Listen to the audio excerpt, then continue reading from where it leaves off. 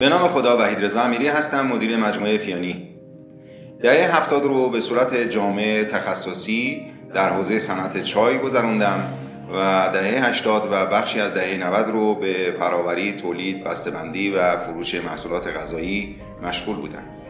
در ابتدای دهه 90 در رابطه با اسانس‌ها، عصاره‌ها و طعم‌دهنده‌های غذایی و دمنوش‌های گیاهی دانش پژوهی و تجربه اندوزی کردم و از ابتدای سال 1395 و با متولد شدن برند فیانی تصمیم گرفتم تجربیات خودم را هرچند ناچیز با شما هموطنان عزیز به اشتراک بگذارم تا از نقطه نظرات و نکات مفید و مثبت شما عزیزان هم در راستای بهبود کیفیت مجموعه نهایت بهره رو ببرم.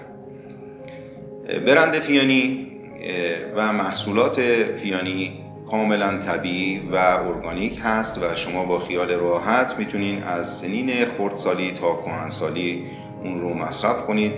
و چه تمایز مجموعه ما نسبت به دیگر همکاران عزیزمون در کیفیتمون هست و خدمات پس از فروش ما.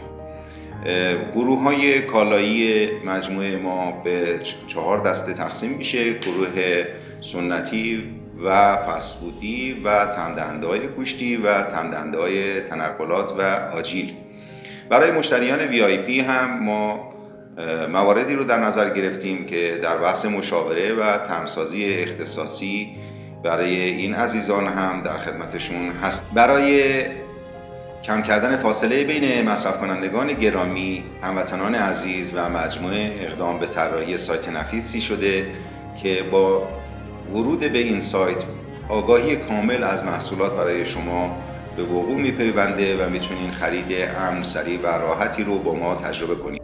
برای حمایت از مجموعه ما از فیانی دلی خرید کنین و با فیانی دلی آشپزی کنین.